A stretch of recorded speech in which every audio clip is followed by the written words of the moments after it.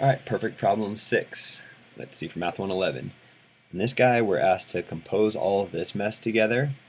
And you'll note there's a G inverse in there. So first we have to find an inverse function and compose these three functions together. And then hopefully that'll give us a parabola for which we can find the vertex. So I think the first step is to be like, alright, let's figure out what the inverse function is for this function right here. And the way we do that is step 1, change g of x into y.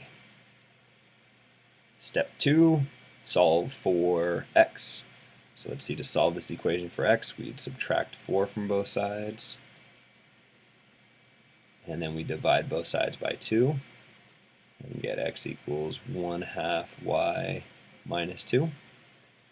And then step 3 is to change the names accordingly. This is g inverse of x, so let's change our variable y into the variable we want, x. So this is finding an inverse function, and now that we know this inverse function, we can compute, maybe I change colors, g inverse of f of g of x. The way you figure this out is you start from the inside. G inverse of f of, instead of g of x, we can write 2x plus 4 because that's what g of x is. Okay, now we can evaluate this by figuring out what f of 2x plus 4 is. Well, if f of x is x squared plus 2x, f of 2x plus 4 is, replace all these x's with 2x plus 4's. So 2x plus 4 squared plus 2 times 2x plus 4. And it might even make sense to simplify this a little bit at this step. If you FOIL this all out, what you'll get is 4x squared plus 16x plus 16. And then if you distribute this 2 through, you'll get 4x plus 8. And it seems like we made things worse, but we can combine like terms in here. We got 4x squared, 16x and 4x gives us 20x. 16 and 8 gives us 24.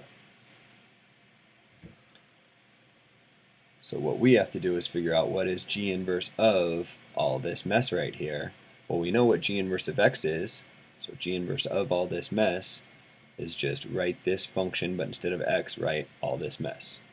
So 1/2 times 4x squared plus 20x plus 24 minus 2.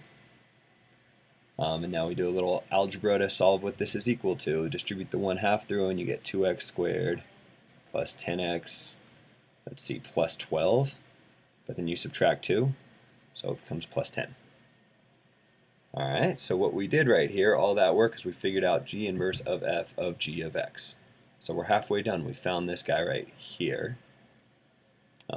Actually, we're more than halfway done, but what we haven't done yet is complete the square to find the vertex of this parabola. Okay, so we do have a parabola right here.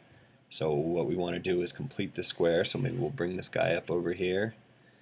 Leading coefficient is not a 1, which is unfortunate. So we make it a 1. We factor out a 2 from all the terms with an x in them. And then what's in these parentheses here is what we can complete the square on. So what we'll want is half of that 5 halves. But we want what's inside these big parentheses here to be the same as what's inside these parentheses here. So if we FOILed this out, we'd end up with 25 over 4 too much. So we'll have to subtract 25 over 4. And then to put things all together, we distribute this 2 back and get 2x plus 5 halves squared. Be careful not to distribute the 2 into these parentheses because the parentheses are squared. Minus 2 times 25 fourths is 50 fourths, or 25 squares, halves. And then we got the plus 10. And if we take this one step further, let's see, 25 over 2 plus 10. 10 is 20 over 2. So this is negative 5 halves.